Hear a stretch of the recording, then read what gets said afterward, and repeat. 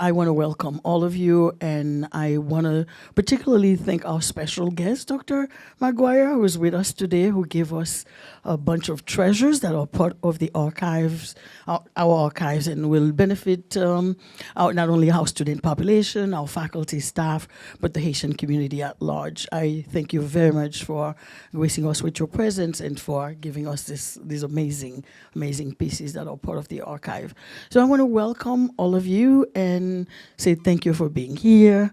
A particular thank you to Obden Mondésir, our archivist. And we joked earlier that the archive is Obden only child.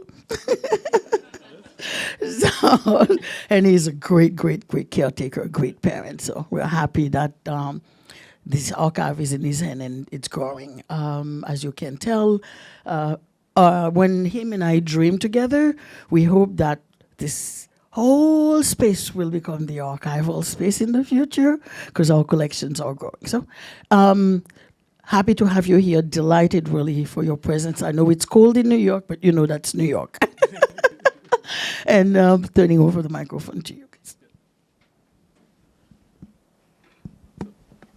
Hi, my name is Obden Mondésir, and before we start with the conversation that we'll have with Dr. Maguire and Allison, I wanted to ask Stephanie Pierre to, considering that this is our first time in this space doing a program in this nature, we wanted to bring Stephanie Pierre, who was a consultant who helped us dream up of the space.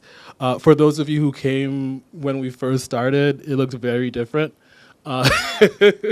And we're just very happy of how it looks now. It was very homely, very welcoming, and wanted to ask Stephanie if she could just talk about the inspiration and influences to how the space looks the way it does now.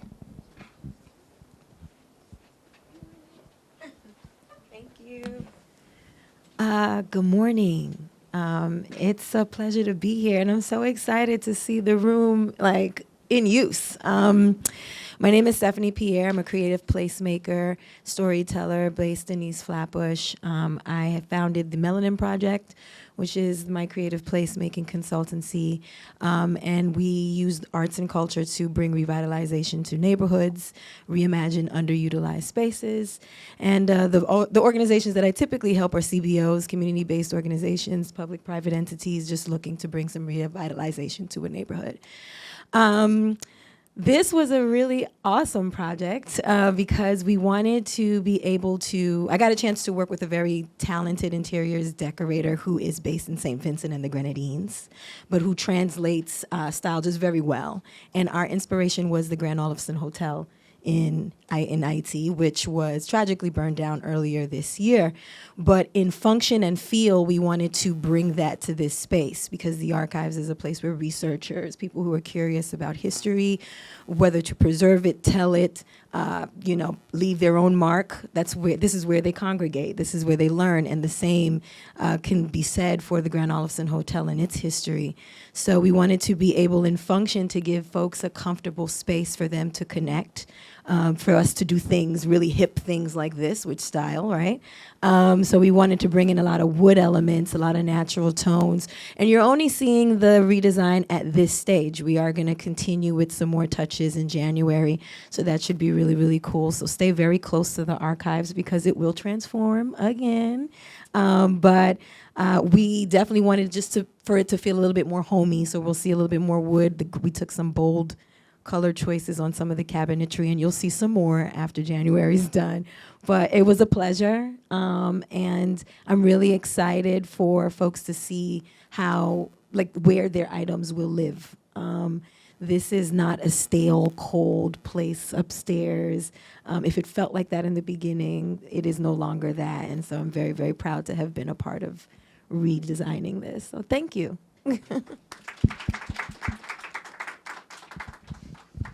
Great. And yeah, you can sit back. And Alex, yes. And then I'm also going to grab your program so I can read the introductions. But really excited to do this collection showcase. This is the last one of the semester. I mean, it's December 9th, so I'll be surprised if we did any others. But we took a lot of inspiration from what was done at Hostos back in, I think it was October. And we're just really excited to show off a collection that we've received, had processed, and like talk about its significance in relation to the context of the archive and the history that it speaks to. So in regards to Haitian history and especially Haitian contemporary history, Dr. Maguire's collection has been really helpful in regards to what researchers can do in regards to understanding Haiti from the 1970s up until I would say around 2010 is the scope that we have for the collection. And what we wanted to do in this conversation is have Dr. Maguire, who donated the collection, myself and Allison, who processed the collection, just be in conversation with each other about the materials within the collection and like talk about the provenance and just give more context to them. And this is the second or the third time that I have been able to like interview a donor about their collection. Generally, they provide the collection and you say thank you, and like there might be some events around it, but like since working at Barnard, I always thought it was really cool if we could also just interview the donor and have them talk about the materials a little more or provide some more context. So like, you know, when researchers come and look at the materials, if they have a question, like maybe we can refer to the oral histories. The other thing that has been really great about doing those interviews is you really get to know the donor. And like we've been able to do 3 oral history interviews with Dr. Maguire so far, and like we've learned so much in regards to his experience. We plan on doing a couple more just because we still have like only touched the surface of understanding like your work with Haiti and your work in general. But no, it's been like really wonderful to like just bring it all together in this way. So I'm gonna kind of read the introductions and then go into the first few questions, and we'll be talking about the collections and you know, their provenance, but also like what it was like to process them. So Dr. Maguire retired in 2017 as a full-time professor of International Development Studies at the Elliott School of International Affairs, where he also directed the Latin American and Hemispheric Studies program, the Brazil Initiative, and the Focus on Haiti Initiative. At the Elliott School, he created and taught a graduate seminar called Bottom-Up Development, which he has continued to teach after retiring. Between 2001 and 2011, he taught at Trinity Washington University, where he has created and directed its International Affairs program. From 1979 to 1999, he served as the representative for Haiti and the Caribbean for the Inter-American Foundation, a U.S. government agency that supports grassroots, bottom-up development initiatives undertaken by local community-based organizations. Allison Hamilton. Allison Hamilton is an associate archivist with the CUNY Cultivating Archives and Institutional Memory Project, as well as the part-time archivist at the Grolier Club of New York, and a freelance archivist who assists with the management of personal collections. She is interested in born digital archiving and the archiving and preservation of 20th century printed and duplicated materials. Allison has a BA in English Literature from Ithaca and an MLIS from CUNY Queens College. All right. And so the first question that I have in regards to the collections, and I'm going to pass this mic over. I think I should sit in the middle. That makes more sense. I just had a vision of this happening. Yeah, as the eldest, I think I just avoid the middle seat.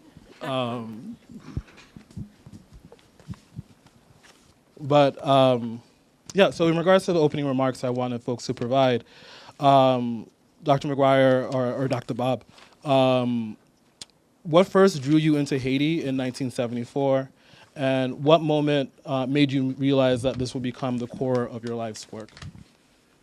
Okay, Obden and Allison, thank you so much. Is the mic, can you all hear me okay? Good. It's a pleasure for me to be here today and especially meet these two folks that I've become familiar with via Zoom. You know, Zoom is great, but it's got its limitations. Nothing like meeting in the flesh. So, yeah, my first time going to Haiti was 1974. And the reason I was interested in going to Haiti, I was a grad student at the University of Florida, and I was offered this opportunity to spend, I think it was 6 weeks one summer, doing a summer seminar in Haiti for Haitian students, but we got a couple of grad students in there as well.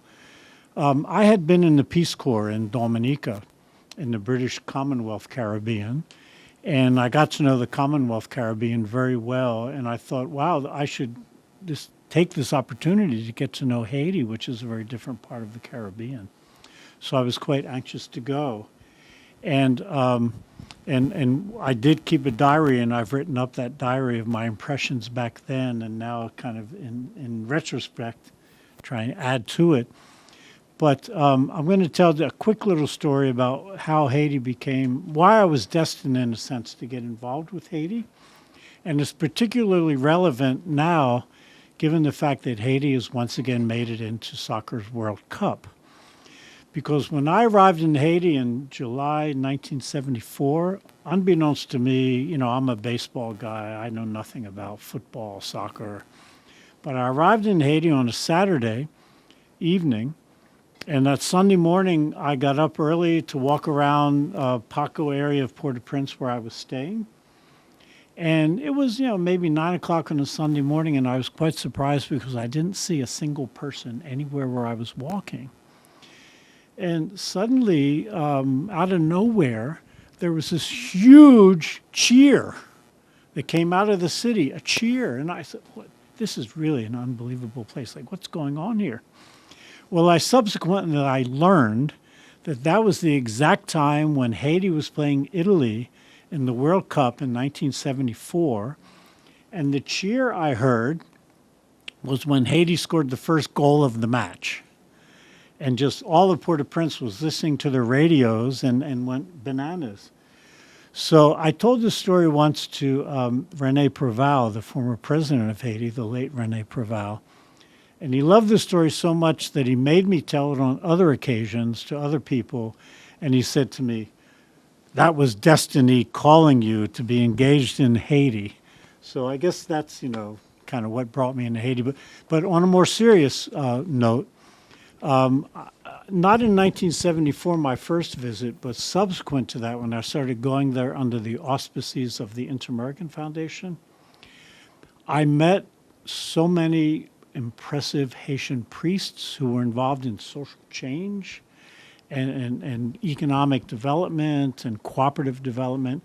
And they were so inspirational that I think they were what kept me engaged in Haiti, is to be part of their conquest or their attempts to conquer poverty and ignorance and powerlessness in Haiti. And I found a way that I could try to support that a little bit. Thank you for that. And I do have a follow-up for that, but I do want to get to Allison. This feels like the oral history interview we did, where like we know the stories, but then they were like, "Oh, but we want you to talk about this as well." But Allison, you processed the collection, so like, what aspects of Dr. Maguire's early career or first encounters with Haiti stood out most clearly in the papers? So I'd like to first thank Obden for trusting me with this collection and allowing me to process it. And I'd also like to say that coming into this, I had very little understanding of Haiti, except what I had seen in the news. It's not my area of specialization, and often as an archivist, you are faced with collections that are of things you don't have a lot of prior knowledge about. So for me, what I found most striking entering into this collection was the contrast between some of the materials and flyers, like for hotels and vacations or advertising economic opportunities to U.S. businessmen for cheap labor, and at the same time reports about child labor in Haiti, about really awful, sweatshop-like factory conditions, and the contrast between these two visions of the same place that were happening at the same time. And I felt that this was, such a compelling look into, the need for some of these voices. All of this was coming from very American perspectives, obviously. And these two contrasting narratives were clashing in a way, and these two visions of how, America conceived of and engaged with Haiti. I hope this makes sense. Yeah. Yeah, it was really interesting to hear, and the contrasting ideas or visions of Haiti, and thinking back of how you were describing the priests that you were working with initially as inspirations. One person we got to hear about a lot was about Pierre Lamy. Yeah. And one of the stories I think we did enjoy a lot was the one that you mentioned. And I think this relates to just like understanding the environment, but also understanding the value of things. The story of the banana peel. Where like you mentioned on like 2 occasions encountering it, and like Lamy's response to like what you should do with it. Yeah. So I before we go into the next question, could you just briefly share that? Well, Père means father in Creole, so he was a Catholic priest. But Roland Lamy was not Haitian, but he was working with all these progressive Haitian priests. He was from New Hampshire, but his family had migrated from Quebec to New England at the time when Quebecois were looking for work in New England. And he had become a parish priest in Le Boyne, which is on the north coast of Haiti, in the late 1940s. So by the time I met him, he was a bit senior, and he became kind of my mentor, helping me to understand things. And the story about the banana peel goes that there's 2 of them. I'll tell the one. And we were walking in the mountains one time, and I was eating a banana, and I was getting ready to just toss it, and he said to me, "Don't hold that banana peel, and wait until there's a farmer who's walking in the other direction, and see if he wants to have it." So sure, a farmer came walking down the track, and I asked him if he'd like to have the banana peel, and he smiled, and he said, "Yes, of course, thank you." So he took the banana peel, and he looked around, and he saw a rock. He lifted up the rock, and he put the banana peel under the rock, and he put the rock down, and he went on his way.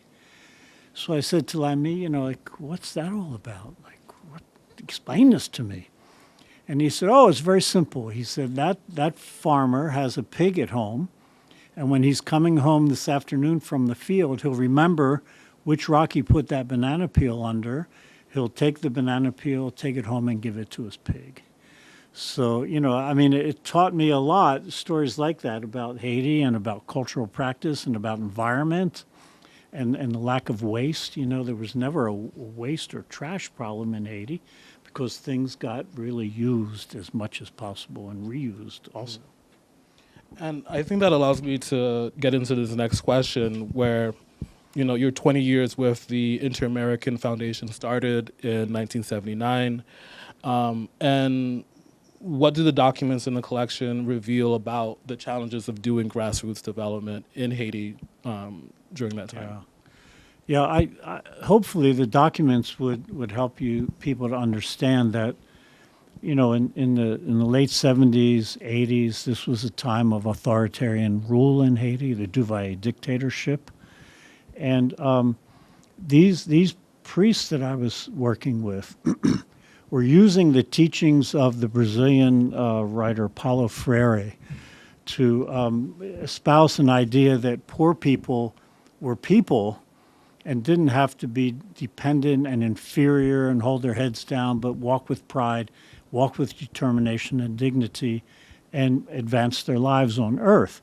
Because so many people were like, fundamentalists were telling them, just mind your business here, keep in your station, and you'll be rewarded after death. But these priests and Paulo Freire were saying, no, like Bob Marley was saying in Jamaica, you don't have to accept these conditions. There are ways that you can improve your lives and your standing and have your own dignity as human beings.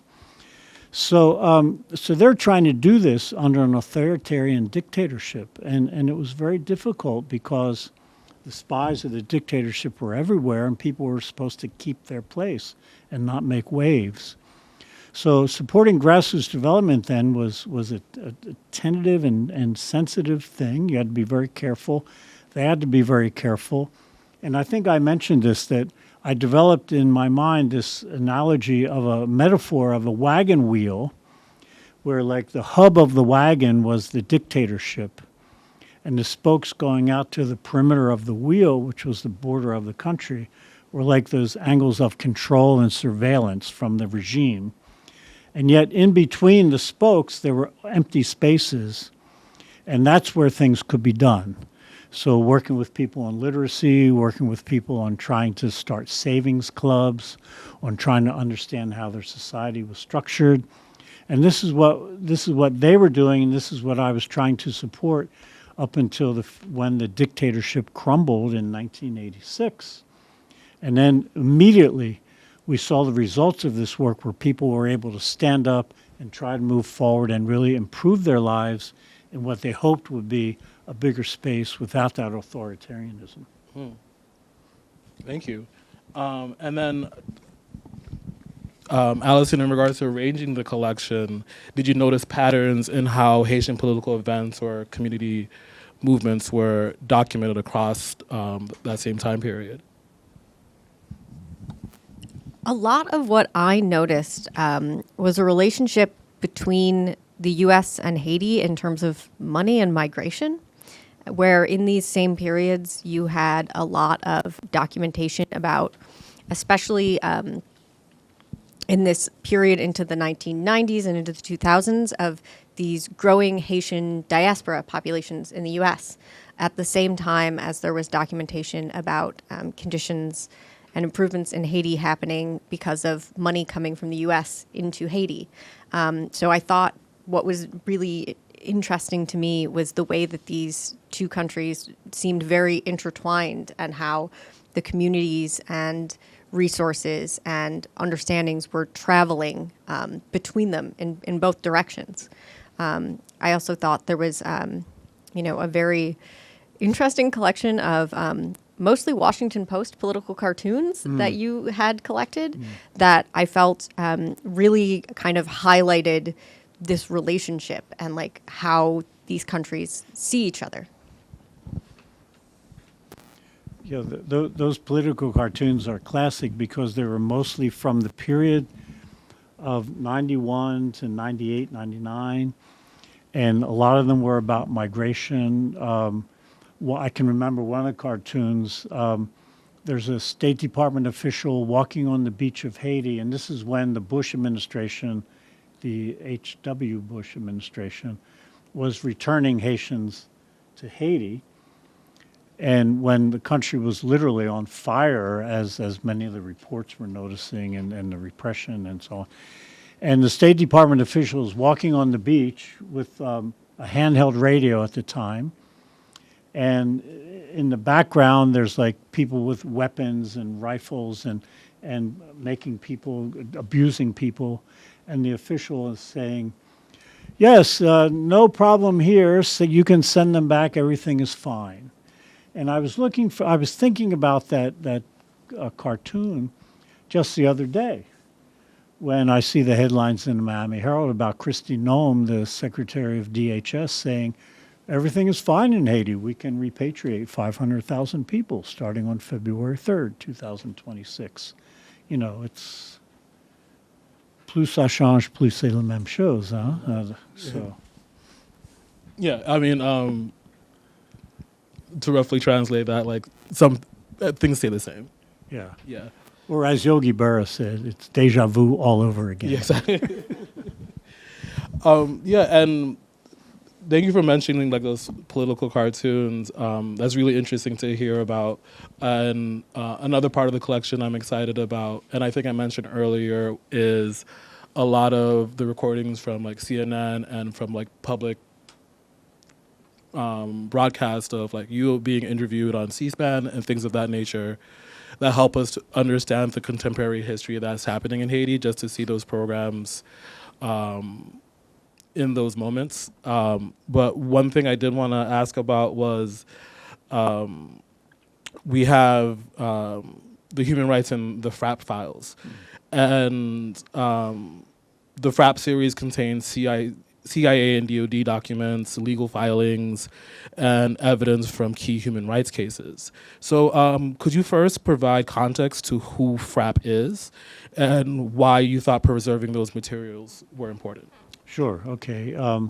And unbeknownst to me, as I was evolving through my professional career, I guess I was a bit of a pat rack, and or a pack rat, and I kept things, and that includes all these videotapes that I had. And I did translate them into DVDs, but I always kept a VCR near my TV, and whenever anything on Haiti came on, I immediately started recording. So that's how a lot of that happened. But yeah, FRAP. FRAP was a paramilitary group that emerged in around 1993 to do the bidding of the Raul Cedras military regime. It was paramilitary. Its acronym stood for, in English, the Front for Haitian Advancement and Progress. Doesn't that sound great? But essentially, they were going against Aristide supporters and people who had supported this concept of Haiti becoming a democracy. It was a pretty nasty group of people. At a certain point in time, the leader of FRAP, a fellow whose name is Emmanuel Constant, his nickname is Toto, at a certain point in time, should I mention about the trial then? And at a certain point in time, it's very interesting, 3 women who were abused by FRAP, one of them serial raped, and she had a child coming out of that. One of them, her arm was cut off, she was burned and left in a garbage heap to die, and she survived. And another one. These 3 women who found themselves in the United States eventually, they were contacted by an organization in San Francisco called the Center for Justice and Accountability, the CJA. And the CJA gets major law firms to give them pro bono work, and they go after human rights abusers, and they use U.S. law from the 1890s, the 1790s, the Alien Act and other laws, and then the Trafficking Victims Protection Act from more recent times, to file civil suits against the abusers to try to get at least monetary relief for the victims. And it just so happened that Emmanuel Toto Constant had, at a certain point in time, relocated to, of all places, New York City. I'm not sure if it was Brooklyn or Bronx, but Queens. Okay, Queens, yeah. So eventually he was served papers on this civil trial by these 3 Jane Does. The case was held in downtown in Manhattan in the federal court. And I was asked to be the witness to explain what FRAP was and why the leader of FRAP should be held personally accountable for what members of this organization did to abuse these victims. So fortunately for me, I'd had all my archival material. I could pull out a lot of documents I saved along the way. It wasn't as easy back then to just do Google searches and come up with documents. Things weren't as digitized back then. And so I used my own knowledge and engagement in Haiti, knowing the context very well, all these materials, and I served as the primary witness in support of the argument of these women. It was tense. I mean, I don't know. I'd never been a witness like this before, an expert witness, and it entails a lot of really detailed work, and you have to make sure everything is almost scripted, word to word, because it's got to be perfect for the judge. And so I was on the stand, I remember, for about 6 or 8 hours and doing this, telling this story, and we had visuals and so on.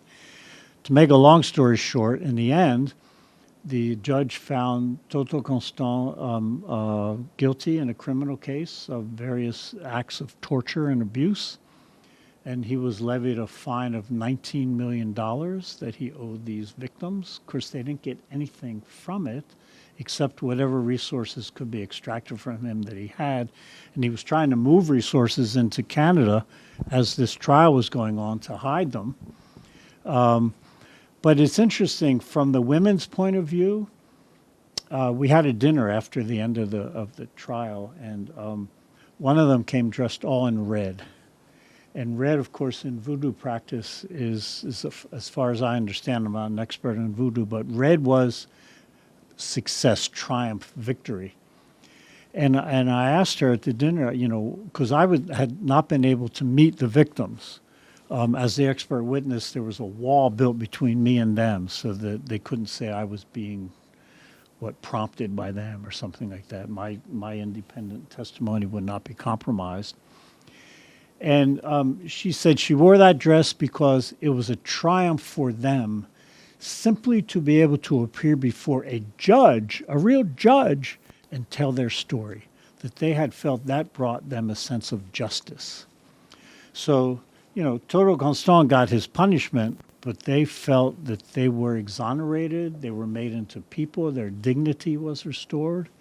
And I use that term dignity a lot in my own perception of Haiti because I think it's a key word when you're thinking about Haiti and its people and their travails, that dignity must overcome everything else. So, yeah, so I had all these documents. Some of it's gruesome stuff because it was ugly what FRAP was doing to these people. But I think it's really important to understand this and remember this, because another word that often comes to my mind when I think about Haiti is the word impunity. And so many people get away with things in Haiti, and they act as if they're above the law. And this is the way FRAP was acting. It was empowered by the military to be above the law and to go after people and maim them and kill them and do whatever they wanted. And there would be no consequences to that. Well, at least here was a major case where there was a consequence. I remember hearing from René Preval after this judgment came out in New York that several weeks later, when the word filtered down to Haiti, there was a protest march in Port-au-Prince of women who felt they had been abused by FRAP. And they came to the government and they wanted some relief. And Preval said, you've uncorked something here, and we don't have the resources really to be able to provide the kind of relief that these women got in the U.S. But it's really important to remember this, to struggle against impunity, and to appreciate the courage of these women to do this. I mean, they had to testify behind a screen at the trial because it was feared that if they knew actually who they were, people from FRAP could take their pictures and they would go after their families in Haiti as a result of their courage to come before a judge here in the U.S. So, I'm very proud to have these documents in the collection, and I hope that in the future they will help people understand these issues of immunity on the one hand, courage on the other hand, and what these women did because, given what's going on in Haiti now, I think there's going to be a lot of this kind of work that has to be done in the future. Yeah. And, the other part is the unique challenges of processing those files, like in regards to, one, there are sensitive images, government documents, and mixed provenance. So like Allison, in regards to this fraught history that was preserved and important, how did you approach processing and contextualizing them for researchers? So I think when processing collections, you often come across important materials that can be extremely challenging to work with because sometimes of the things that make them important. And in this case, I think actually the word dignity is a really big keyword for me too, about the dignity of those whose images are in pictures that are included in some of these files, whose testimony is in some of these files, and the dignity of those who might come across them in their research, and how they may wish to prepare themselves to approach them, or have understanding going into the research they might do. For me, it was important both to make these available, but to also make sure that they are well described enough that they are not something that would be stumbled upon among other parts of a collection by someone who was not intentionally looking for them. I think there are certain types of materials that need to be approached by researchers and people who process collections with a kind of seriousness and an awareness, and not something that should be casually flipped through within the greater context of a collection. And I hope that I was able to both make sure that they are something that is not hidden away and unfindable, while not being something that is out there for accidental stumbling upon, or for someone who maybe was not prepared to approach the topic with the dignity and seriousness that is deserved by the victims of these crimes. Yeah, thanks for that. That makes a lot of sense in regards to preparing that collection and how to make it available, but like making sure those who want to see it will get to see it. And I think what we'll move on to now is like the next half of your career is involved with like scholarship, teaching, and like the intellectual community. So first you started teaching at Trinity, and Georgetown and Johns Hopkins, and your work between those schools spans for decades. So how did teaching about Haiti shape you differently than policy or field work? Yeah, this is a hard question to answer, really. But first I want to clarify that the Trinity that Obden referred to is not the one in Connecticut. In Washington, D.C., there's a very small Catholic women's college that's called Trinity Washington University. It happens to be the alma mater of Nancy Pelosi, which is like their biggest pride and joy and so on. So I left government service around 2000 and went full-time into academics, and was first charged with creating an international affairs program at the small women's college. I had been teaching night school there Friday nights while I was working in government. I'd drag my body Friday nights after a hard week and get there around 6:30 for 7 o'clock, 3-hour class every other Friday. And these working women would come in, and I'm teaching them geography on Friday night from 7 to 10. Can you imagine that? And so I had to feel that not only was I a professor, but I had to be kind of like a Mike Douglas, and entertain and keep people's attention, and so they're not drifting off or wanting to be home. And it worked. So it inspired me to both the kind of students that this college had, because many of them were the first generations in their families to go to college. And, and I used to say that, those people that taught at Georgetown, their students had the silver spoon in their mouth. The ones I was teaching at Trinity had a plastic spoon in their mouth, but they were really working hard, and they were coming from a disadvantaged position. And they inspired me as much as I hopefully inspired them. But one of the things from my Haiti experience that, of course, would transcend into my teaching was this idea of making sure, and you mentioned it in your opening comments, Allison, that the voices were heard. Because I think one of the overlying themes of my work in Haiti has always been to try to be a vehicle or a transmission point so that the voices in Haiti that are not normally heard are heard. And that's what's guided me along in much of what I did after I got out of government and had these activities going on in Washington. So, that guided me with working with these students. I'm originally from Philadelphia, and for those of you who follow sports, I was living in Philadelphia in the 1950 era, And the sports teams in Philadelphia then were terrible. They were awful, like the Eagles played last night, by the way. But in any case, it got me kind of this underdog mentality for the underdog. And working in Haiti, you had to be for the underdog, you know. And these students I had were underdogs because they're people who didn't have that advantage of wealth or position or status. And this guided my teaching very much so to try to help to give them whatever advantage I could in that regard. Yeah. And then the follow-up question I have is, you know, along with your teaching career, like, there is a collection or like a book series that has like a lot of works inscribed by Haitian intellectuals.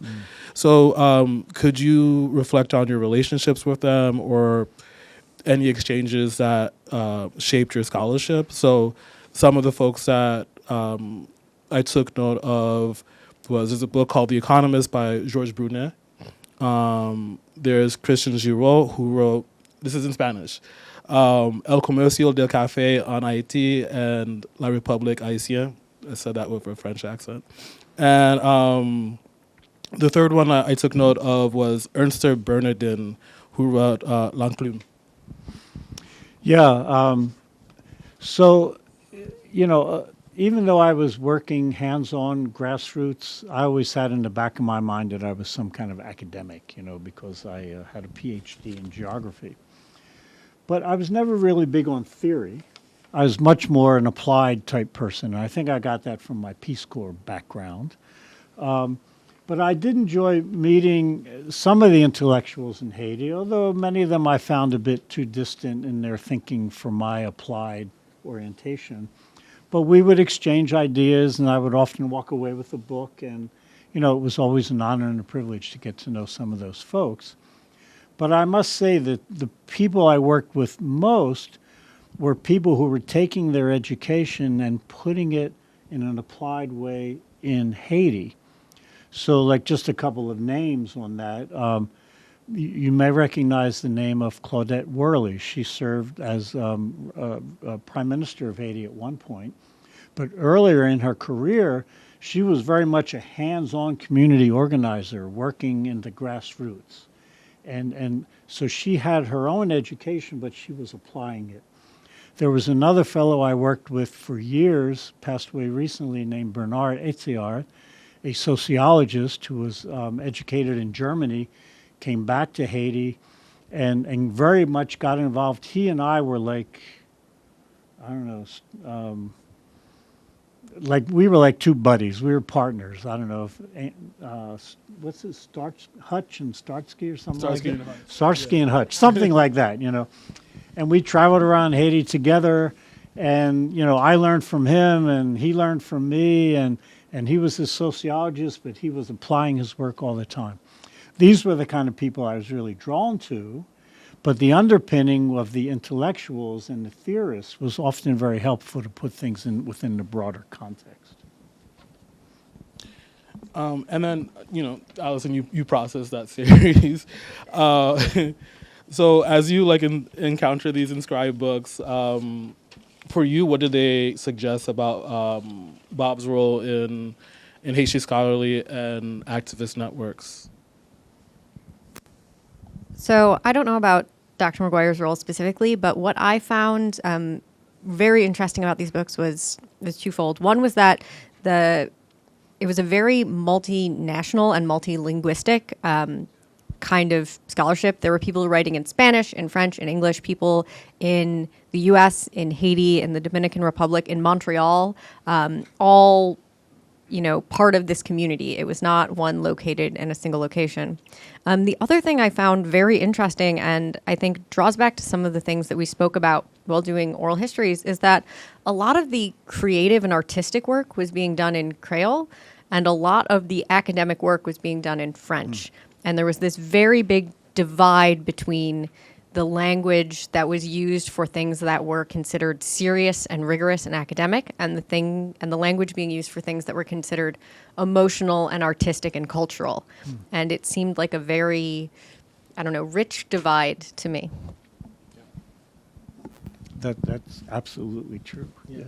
Yes. Yeah, I mean, you mentioning that has given a lot of thoughts in regards to the bifurcation between like Haitian Creole and French, and when they're employed within like Haitian culture. I say this a lot, like growing up in the church, there were things that were done in French. So like a sermon would be done in French, but like a prayer would be done in Creole.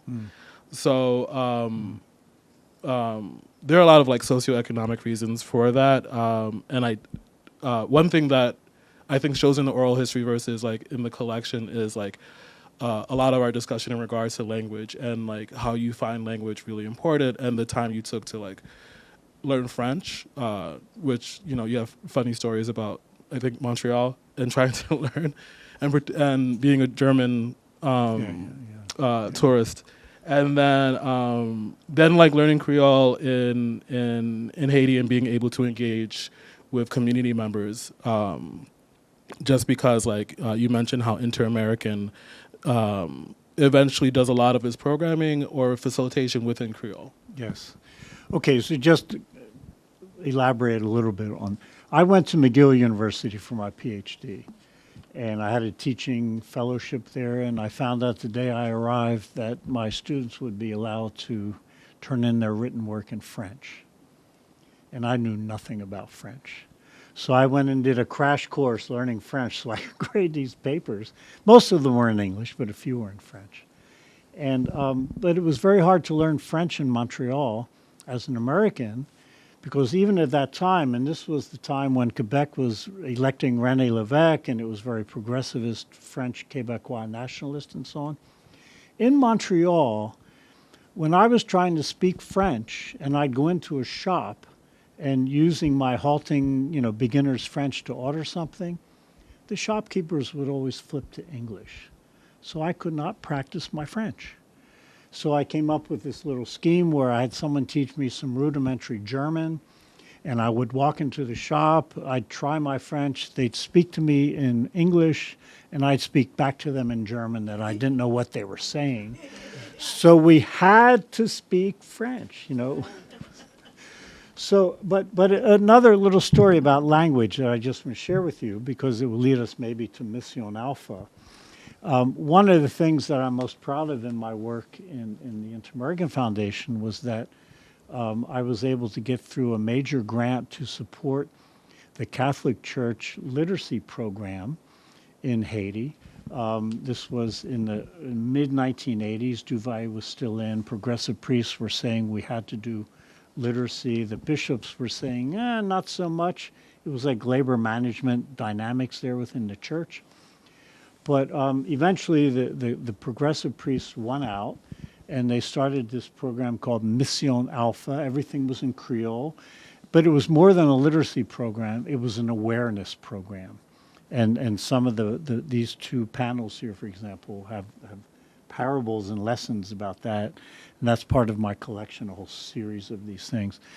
But it was very interesting. I had to meet with the Haitian Bishops' Conference to negotiate this grant because they were the ones in charge. And I'd go into these meetings the first time. The I don't know, 8 or 10 bishops are sitting around the table. They're all dressed in their fine with their caps and, like all distinguished. And they start speaking to me in French. Now, I understood French well, but once I started speaking Creole, my spoken French really went down the drain.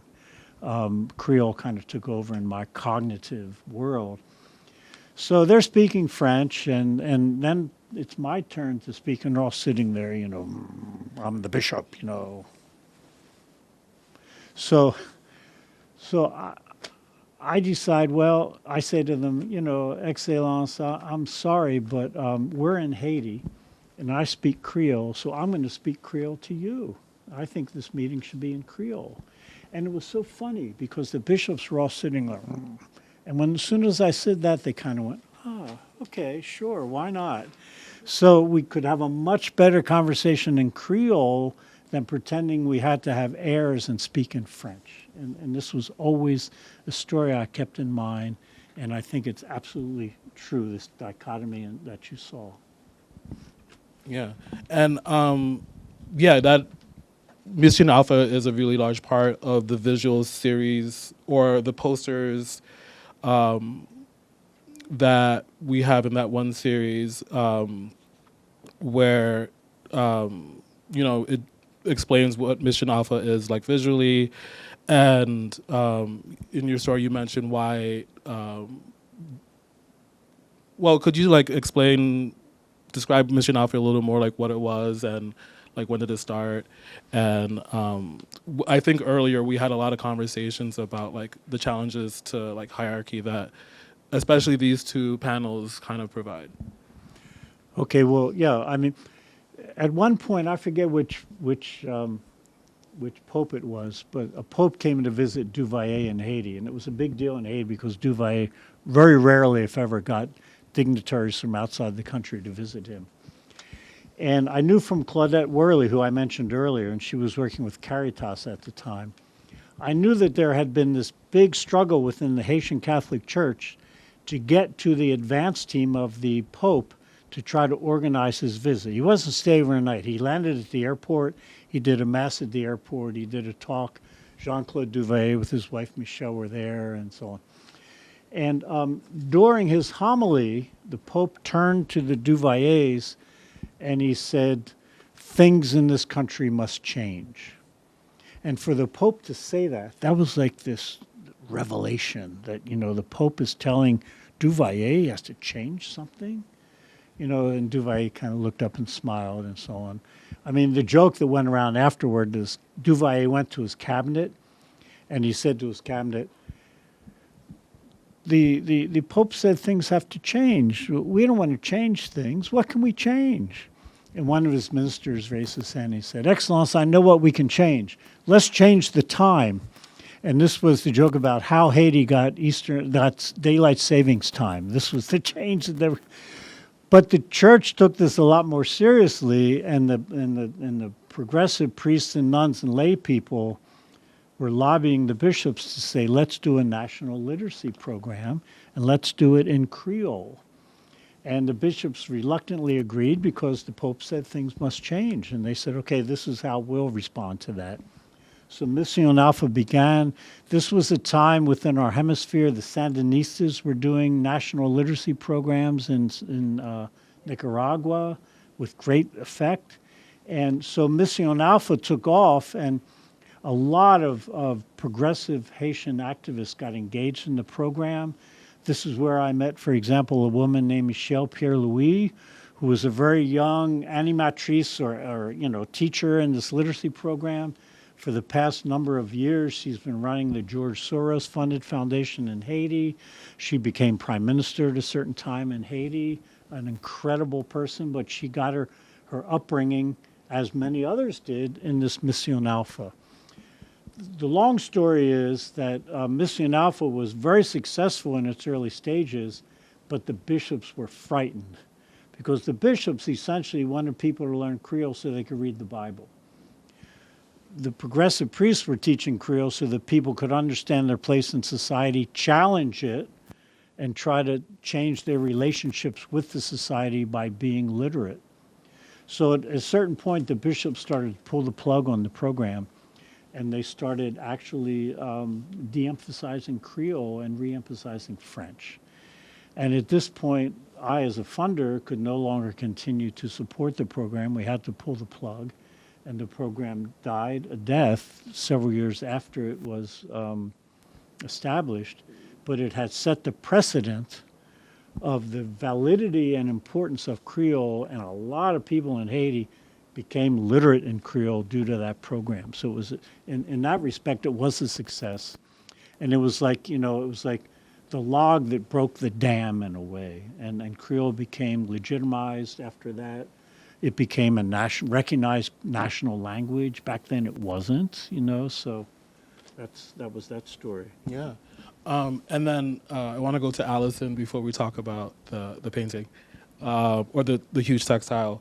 But so what do these posters and textiles reveal about like Haiti's civic culture and literary movements or visual political expression?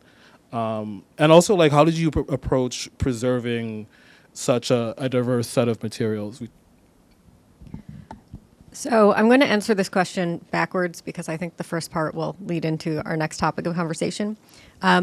Preservation concerns are always challenging for materials that are not paper. And so it was truly about making sure that I was aware of what these different textiles were made of, what kind of housing they would need that would be most appropriate for their preservation needs, and being able to contain them, away from each other to make sure that nothing was damaging anything else.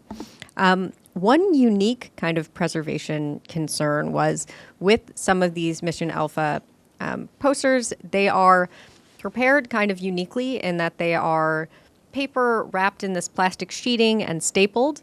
And if you know anything about archives, often things like staples or warped plastic sheeting might be something that would be considered damaging. Is this something that you want to leave the way it is or change? And the decision to not try and remove or mitigate stapling, not try and do anything about plastic that, is shrinking a little bit, because the way that these were prepared speaks so much to the resources available to those making them. They were not laminated on a laminating machine, but rather home laminated using a stapler and plastic sheeting. And I think that speaks so much to how on the ground and how low resource some of these projects were. As to the visual culture, I think there is this incredible visual storytelling, especially in things like this tapestry that you can see over here. It reminds me so much of stained glass windows in Catholic churches that I grew up in. And I think it has a lot of the same cultural intent in places where there are literacy issues, where you are not in a society where most people are reading. A lot of cultural storytelling is done through imagery, and these images are there to communicate and to tell stories and to allow people to engage with conversations without it necessarily always being face-to-face. And I thought they were just such beautiful, compelling images that told such sort of rich, complicated stories. And I think that that's just an amazing way to show that, like, literacy is not the only way that people communicate and are able to share ideas, even complicated ideas. Yeah. And Dr. Maguire, could you first tell us about the provenance in regards to this tapestry, which is by Jacques Richard Cherry. It's in series 4. And during the interview you described some of the meanings and how it's layered. So walk us through the provenance and some of the meaning behind the tapestry. Okay, I don't remember the exact year of this tapestry, but I can tell you it was while the Duvalier dictatorship was still in office. But the Catholic Church had organized, at least that one year, a kind of a competition for artists to come up with tapestries that would depict the Lenten scene, the crucifixion and resurrection of Christ. And this is... there was actually a painting of this. I don't know where it is, but some of these tapestries were made to replicate the painting. And by my good fortune, I was given one, and I've protected it, very carefully, thinking that at some point in time it could be hung in a place like this, which is beautiful to see. This is a wonderful teaching tool as well, and I used it that way. But just the basic framework of this tapestry is to divide it in 3 vertical panels and 3 horizontal panels, with the Christ on the cross on the tree, the mapu tree, in the center.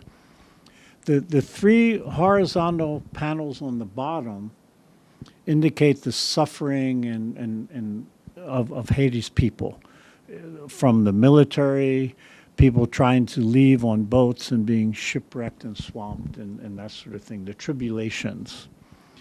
The next panel, the mid panel, is how the teachings and the doves and the hard work and the living with nature can lead to a kind of a rebirth or a renaissance. And the upper third horizontal panel is what happens when you get beyond the retribution in the bottom, you have the teachings, and you find the supper around the table, the wealth of produce and farming, and that the human rights are equivalent to the Ten Commandments in that. So those are the three horizontal panels, and then the vertical panels work that each one works its way up, with Christ as the central character in the middle through the teaching, and you work your way up, and then you get to the land of milk and honey, as Haitians sometimes would say. Yeah. Did you describe the significance of him wearing red? Yes, the significance of him wearing red is very much the same as the lady in the Frapp trial wearing red. The triumph it's a triumphant color. There's a lot of voodoo imagery in here, and actually it was the aforementioned Père Lamy who explained all this to me. For example, and I don't remember everything, but at the base of the tree, you see these they look like little red fruits, but they're actually something called guavi, and they hold the soul and spirit of the dead, and that they would travel up the tree and end up in the Garden of Eden imagery. There's a serpent around the tree with a chicken head. I don't remember the exact imagery of that, but it was quite interesting that the synergy between voodoo and the Catholic Church teachings in this tapestry were well accepted by the Catholic Church in the early 1980s, and this was judged to be the best tapestry in the competition. And that in itself raised, the eyebrows of a lot of people, because traditionally the Catholic Church has not been welcoming to voodoo practice. But here, this synergy in this tapestry was very much accepted. Yeah, thank you. And we've hit this moment of like closing reflections as there's food waiting for us. And for both of you, I wanted to know, what do you hope students, scholars, and Haitian communities take away from this collection? Can I take this first? So Yeah. we can finish it out? I think I mentioned this a bit earlier, but I really think that what can be really impactful for students is the relationship between the U.S. and Haiti, and the way, again, that these are cultures that have greatly impacted each other, and that decisions made in the U.S. have greatly impacted Haiti, and that events in Haiti have greatly impacted the U.S. And I think being aware of that relationship and seeing it as one that is a mutual relationship is what I found most impactful about this collection, is that understanding that it's not necessarily just this idea of separate nations, but of people who are deeply intertwined through migration, through financial incentives, through cultural exchange, and that those understandings are something that are worth, looking into deeply. It's interesting, Allison, you would say that, because one emphasis I made along the line, even to the point of creating a website on this for Haiti's bicentennial, was to try to help Americans understand how Haiti has contributed historically and even now to the well-being of the United States. And there's an awful lot behind that story, and that's a story that needs to be told and understood. There's an incredible asymmetry of knowledge of what Americans know about Haiti and what Haitians know about the States, meaning that the Haitians know a whole lot more about us than we know about them. And this has to be broken. It has to be balanced more evenly, and I think that's extremely important. So, I've mentioned the words already: dignity, impunity, underdogs. I hope that, when people look at the materials that I've been privileged to have and to donate, that they'll get the message that Haiti is a country that deserves our respect, our honor and respect, as the greeting in Haiti goes, and that Haitians are a dignified people, and that they deserve to be treated with dignity. It's a message that constantly has to be reminded to our leaders in this country who don't understand any of this, but we have to find ways of helping them understand. So I hope that I can make a little contribution to that with this donation. Thank you both. And at this time, if there are any questions from the audience, we would love to field them.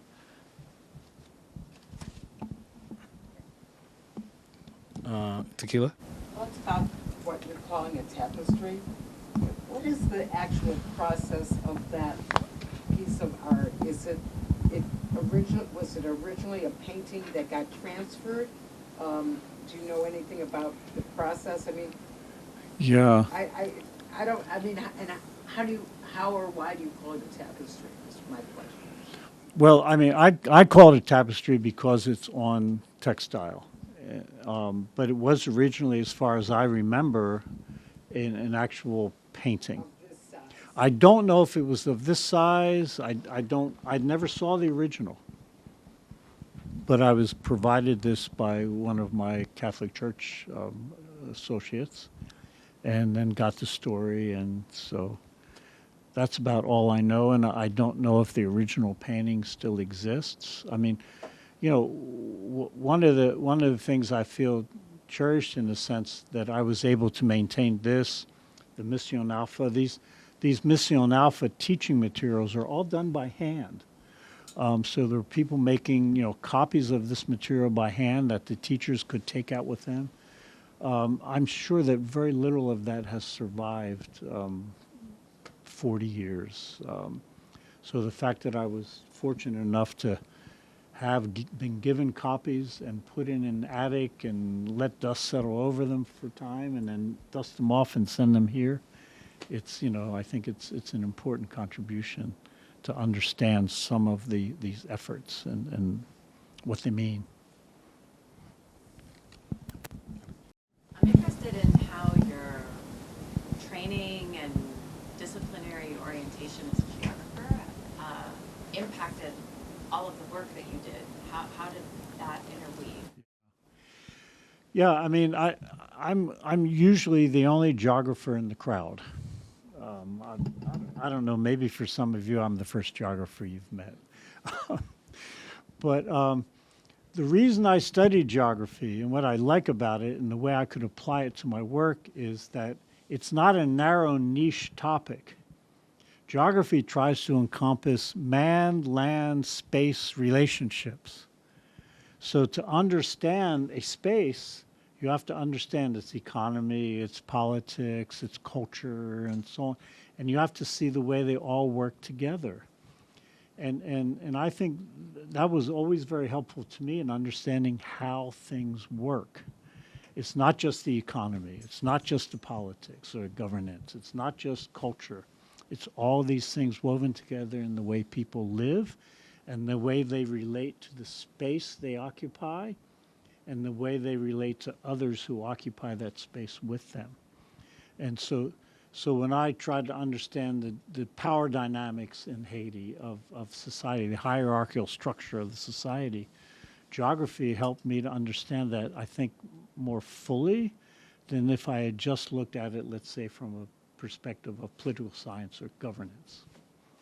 So I'd make a great recruiter for geography, I think. You could tell, but it's a good subject. If you ever have a chance, take a geography course.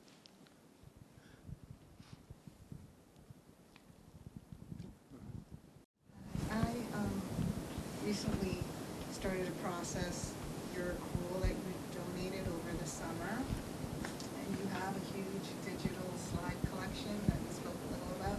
Do you think you can speak a little about the slide collection that you donated. It's over Sure. 1,000 images of Haiti No, from I- the 1970s through the 1990s. Right, okay. Well, one of the things I was doing whenever I was in Haiti, I had my trusty 35 millimeter single lens reflex camera with film in it. And I would take photographs. I was always careful to ask people their permission to take their photograph. It was individuals I was photographing because my students in grad school have more recently told me something about, they call it poverty porn, where people go and exploit images of poor people for their own fundraising purposes, that sort of thing. But I always tried to ask people if it was okay, and I would take pictures. But there are fewer pictures of people as a result of places, because places was easy to take photographs of. But it struck me a few years ago that I had all these color slides. Some of them were starting to deteriorate. And I discovered that Kodak, the famous Kodak, has a facility in Tennessee where you can send them your color slides and they'll digitize them for you. So I got them all digitized. And then I thought, well, okay, now what do I do? And these images, which are from the 70s, 80s, 90s, early 2000s, I thought, well, they might be useful to researchers who want to see what places and people and things looked like back then. So I got all these 1,000 or so images, and I put them in different folders. A lot of it is geographic, like this area is the Artibonite. This is the Central Plateau. Here's a slideshow I used traveling from Port-au-Prince to Cap-Haïtien in 1976. This is what it looked like along the road and so on. I have a collection in there. At one point, I thought of writing a book about tap-taps, Haiti's vehicles. Public transportation vehicles, and I took tons and tons of pictures of tap-taps. So, I have all these things in folders, and I'm hoping that they could be accessible to researchers who want to see what a place looked like in 1980 or 1990. It might give them some benefit of comparison of what it looks like today and what it looked like then, help to enhance their understanding and that sort of thing. So that's my hope. I know it's a lot of stuff to weed through, and you're doing the good work on that, Myra. But by putting them in folders, mostly geographic oriented, I was hoping to kind of shortcut some of that research. I think we have time for one more question.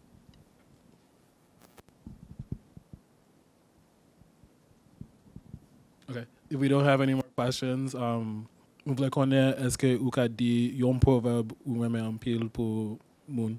Ah bon, okay. I use proverbs a lot in my teaching. Let me just use a very simple one. I have like a dozen or so that are my all-time favorites. I have a book at home that eventually might find its way to the shelf here. It's called 3,333 Creole Proverbs, Volume 1. I've never seen Volume 2, but Volume 1, I have it. And so I mined this for Proverbs, and a lot of Haitians use Proverbs, and it struck me. So one that I've used a lot, and it goes along with this idea of dignity, is simply analphabet pas bête. And it's very simple. Literally, it means illiteracy is not being an animal or a mule. And what it translates into is just because you can't read and write doesn't mean you're dumb. You have a lot of important analysis and things to say and critiques of things. So, yeah, sure, you can't read and write, but I'm going to treat you with dignity and treat you like everybody else anyway, and tell me your interpretation of what's going on. So I use that a lot. That's one of my favorites. Parce que tout le monde c'est moun. So because everyone is a person. Yeah. What's your favorite? It doesn't really fit for this situation, but Ukara Ishem di Dom Blanc. I told you this during the interview, so it's like you can hate the dog, but say its teeth are white, which just means like being objective and being honest. So like you can hate something, but like seeing the truth within it, or like speaking truth to everything. So that's the one I think one about a lot. And then the one I joke with is there's a proverb about a donkey having children to help with the labor. And I always joke that with my parents when they ask me to do the dishes or something like that. But I think on that note, do you have any? I don't have any problems with you now. On that note, I would like to thank everyone for coming to this event. It's been really wonderful to talk about the collections with Allison and Dr. Maguire. We do have some of the materials available for folks to look at, but there also is a reception in Boylan Hall in room, what room? 1180? 1108. In 1108 in Boylan Hall for folks to join us. But thanks again. Do you have a question? Okay. And yeah, thank you. Could I, just one last thing. If you look at these two posters here, one thing you want to pay attention to are the sequence of the colors of the pants and see what the difference is in one and in the other. That will help you understand the pedagogic nature of what's in these contrasting